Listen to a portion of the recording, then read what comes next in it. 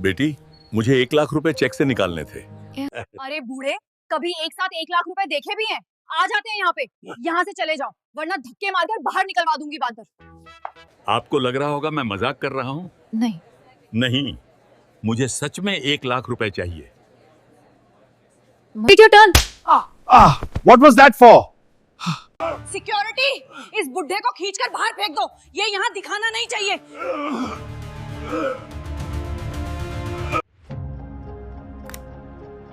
सुबह के 8:15 बजे थे। शहर जाग चुका था, दुकानें खुल रही थीं, सड़कों पर रौनक थी। उसी भीड़ में शहर के सबसे बड़े बैंक, समृद्ध बैंक के दरवाजे की ओर एक बुजुर्ग धीरे धीरे बढ़ रहे थे। नाम था जगदीश प्रसाद जी। जैसे ही वह दरवाजे के पास पहुंचे, गार्ड ने उन्हें ऊपर से नीचे तक घूरा।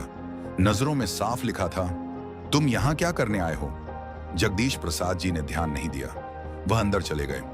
अंदर जाते ही हर कोई उन्हें अजीब नजरों से देखने लगा, जैसे कोई गलत जगह आ गया हो। वह धीरे धीरे पूछताछ काउंटर की तरफ बढ़े, जहां 28 साल की करिश्मा बैठी थी, फोन में व्यस्त, चेहरे पर अकड़।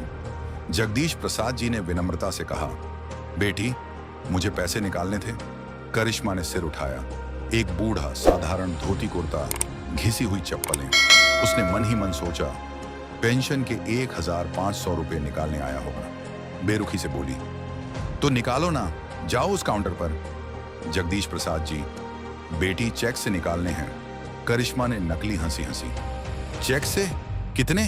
2000 रुपए? नहीं, 1 लाख रुपए नकद। करिश्मा जोर से हंसने लगी। उसकी हंसी इतनी तेज थी कि आसपास के लोग देखने लगे। 1 लाख रुपए? अरे चाचा, सुबह सुबह मजाक करने आ गए? अपनी शक्ल देखी है आईने में? जिंदगी में कभी इतने पैसे देखे भी हैं? भिखारी कहीं के, निकलो यहां से। जगदीश प्रसाद जी का चेहरा लाल हो गया। कांपती आवाज में बोले, बेटी, मेरा खाता इसी बैंक में है, एक बार चेक तो देख लो। करिश्मा चिल्लाने लगी, मुझे नहीं देखना कोई चेक। ये बैंक तुम जैसे भिखारियों के लिए नहीं है। निकलो, वरना गार्ड से धक्के मरवा दूंगी। भीड़ जमा हो गई तमाशा देखने। तभी बैंक मैनेजर मिस्टर शर्मा अपनी केबिन से बाहर निकला। घमंडी चापलूस नंबर का। क्या हंगामा है? करिश्मा को और बल मिल गया। सर देखिए, यह कोई भिखारी है, 1 लाख रुपए कैश चाहिए, जा ही नहीं रहा। शर्मा गुस्से में आगे बढ़ा, ए बुढ़े, सुनाई नहीं देता? यह बैंक है, धर्मशाला नहीं। जगदीश प्रसाद जी ने हाथ जोड़े, साहब, मैं भिखारी नहीं हूं, मेरा पैसा है इस बैंक में। शर्मा ने आपा खो दिया। उसने आगे बढ़कर जोर से धक्का दिया, निकल यहां से। 65 साल के जगदीश प्रसाद जी लड़खड़ाकर जमीन पर गिर पड़े। पासबुक, चेक हाथ से छूट गए। सिर में चोट लगी। पूरे बैंक में सन्नाटा। शर्मा गार्ड पर चिल्लाया, उठाओ इसे और बाहर फेंको। गार्ड ने उन्हें घसीटते हुए बाहर फेंक दिया। जगदीश प्रसाद जी ने पीछे मुड़कर देखा, करिश्मा जीत की मुस्कान के साथ। शर्मा टाई ठीक करता हुआ वापस केबिन में। ग्राहक वापस अपने काम में, जैसे कुछ हुआ ही ना हो। बैंक के बाहर धूल और शोर के बीच जगदीश प्रसाद जी जमीन पर बैठे थे, आंखों में बेबसी के आंसू। जिंदगी भर की ईमानदारी आज भिखारी बना दी गई। वह उठे, धीरे धीरे घर की ओर चल दिए। हर कदम बोझ था। घर पहुंचकर दरवाजा बंद किया और जमीन पर बैठ गए। बच्चों की तरह फूट फूट कर रोने लगे। बहुत देर बाद मन हल्का हुआ, लेकिन सीने में अपमान की आग अभी भी जल रही थी। उन्होंने फोन उठाया, बेटे आकाश का नंबर मिलाया। आकाश दिल्ली में था, करोड़ों के इंटरनेशनल डील की मीटिंग में। जैसे ही पिता का नाम चमका, वह बिना कुछ सोचे मीटिंग से बाहर निकल गया। हाँ पिताजी, सब ठीक है? दूसरी तरफ से भारी भीगी हुई आवाज। हाँ बेटा, सब ठीक है। बेटे को पिता की आवाज का जरा सा बदलाव पता चल जाता है। पिताजी, क्या हुआ? प्लीज बताइए। जगदीश प्रसाद जी ने रोते रोते सारी घटना बता दी। आकाश सुनता रहा। फोन पर पिता की सिसकियां। उसका दिल टूट गया। पिताजी, आप शांत हो जाइए, मैं अभी आ रहा हूं। नहीं बेटा, तू मीटिंग कर। कोई मीटिंग, कोई डील मेरे पिता के सम्मान से बड़ी नहीं। मैं पहली फ्लाइट से आ रहा हूं। आकाश ने मीटिंग रूम में जाकर माफी मांगी और बाहर निकल गया। देर रात जब वह घर पहुंचा, पिता सोफे पर ही सो गए थे, चेहरे पर उदासी और थकान। आकाश ने धीरे से कंधे पर हाथ रखा। पिता हड़बड़ाकर उठे। बेटे को देखते ही फिर से आंखें नम हो गईं। आकाश ने गले लगा लिया। बस पिताजी, अब नहीं, कल हम साथ चलेंगे उस बैंक। नहीं बेटा, मैं वहां कभी नहीं जाऊंगा। जाना होगा पिताजी, ये सिर्फ आपके अपमान की बात नहीं, ये उस घमंड को तोड़ने की बात है। और हम वैसे ही जाएंगे जैसे आप कल गए थे, साधारण कपड़ों में। पिता चुप हो गए।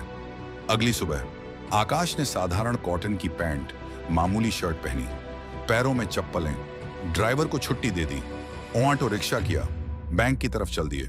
बैंक में वही रौनक, वही चमक दमक, वही घूरती नजरें। आकाश ने पिता का हाथ कसकर पकड़ लिया। सीधे उसी काउंटर पर गए जहां करिश्मा बैठी थी। मैडम, पैसे निकालने हैं। करिश्मा ने सिर उठाया। कल वाला बूढ़ा, आज एक लड़का भी साथ है। ओह, तुम फिर आ गए। आज बेटे को ले आए शिकायत करने। सुनो, यहाँ कोई सुनवाई नहीं होगी, निकलो यहाँ से। आकाश मुस्कुराया। मैडम, हम शिकायत करने नहीं आए, पैसे निकालने आए हैं। पिताजी का चेक है। करिश्मा ने चेक देखा और फिर हंसी। 1 लाख रुपए? कल बाप मजाक कर रहा था, आज बेटा? जाओ, पहले खाते में 1000 रुपए तो जमा करवा लो। आसपास हंसी। आकाश शांत। मैडम, एक बार कंप्यूटर में अकाउंट नंबर डालकर बैलेंस चेक कर लीजिए। करिश्मा ने चेक फेंक दिया। मेरे पास फालतू टाइम नहीं, जाओ मैनेजर से मिलो। आकाश पिता को लेकर मैनेजर के केबिन की तरफ बढ़ा। चपरासी ने रोका। कहां जा रहे हो? साहब बिजी हैं, मिलना है। जाओ, वेटिंग एरिया में बैठो। आकाश और उनके पिता 1 घंटे तक वेटिंग एरिया में बैठे रहे। अमीर दिखने वाले बिना अपॉइंटमेंट के अंदर जाते रहे।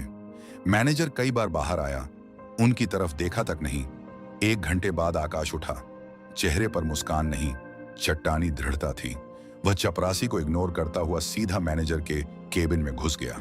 पिता पीछे। शर्मा चिल्लाया, बिना पूछे अंदर, तमीज नहीं। आकाश उसकी टेबल के सामने खड़ा हो गया। आप मिस्टर शर्मा, इस ब्रांच के मैनेजर? हाँ, मैं ही हूं। तुम कौन? मैं चाहता हूं कि आप ये ट्रांजैक्शन करें। आकाश ने 1 लाख रुपए का चेक टेबल पर रखा। शर्मा ने चेक देखा, फिर जगदीश प्रसाद जी को देखा। ओह, ये कल वाला बुढ़ा। सुन लड़के, जब खाते में पैसे ही नहीं तो ट्रांजैक्शन क्या करूं? चेहरा देखकर पता चल जाता है किसकी कितनी औकात है। शर्मा ने चेक फेंक दिया। अब निकलो यहां से, आकाश ने कहा। औकात चेहरे से पढ़ना, यही बात मुझे यहां खींच लाई। उसने फोन निकाला। वंश, तुम पूरी टीम के साथ अंदर आ जाओ और रीजनल हेड वर्मा जी को कॉन्फ्रेंस कॉल पर लो। शर्मा चौंका। ये क्या बकवास है? तभी केबिन का दरवाजा खुला। सूट बूट में 5 से 6 लोग अंदर आ गए। एक ने आकाश को फाइल दी। आकाश कुर्सी खींचकर बैठ गया। आवाज बदल गई। मालिक का अधिकार था। मिस्टर शर्मा, मेरा नाम आकाश है और यह जिन्हें कल आपने भिखारी कहकर धक्का दिया, मेरे पिता हैं।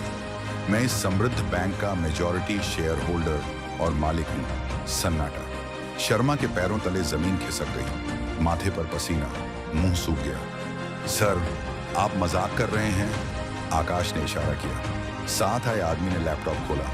कल की सीसीटीवी फुटेज। करिश्मा की हंसी, शर्मा का धक्का, गार्ड का घसीटना, सब साफ। ये फुटेज अब से 5 मिनट में हेड ऑफिस और न्यूज चैनलों पर जाएगी। आपकी और करिश्मा की बर्खास्तगी के पत्र तैयार हैं।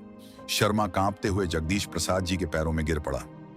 सर, मुझे माफ कर दीजिए, मुझसे गलती हो गई। मेरे बच्चे हैं। आकाश की आंखों में रहम नहीं था। जब तुम मेरे पिता को धक्का दे रहे थे तब बच्चे याद नहीं आए? माफी पहचानने के बाद मांग रहे हो? या हर गरीब के साथ तुम यही करते हो? आकाश ने करिश्मा को अंदर बुलाया। वह कांपती हुई आई, आंखों में आंसू। मैडम, आप चेहरे पढ़कर औकात बताती हो। बताओ, आज मेरे चेहरे पर क्या दिख रहा है? करिश्मा कुछ नहीं बोली, सिर्फ रोती रही। आकाश ने सीईओ की तरफ देखा।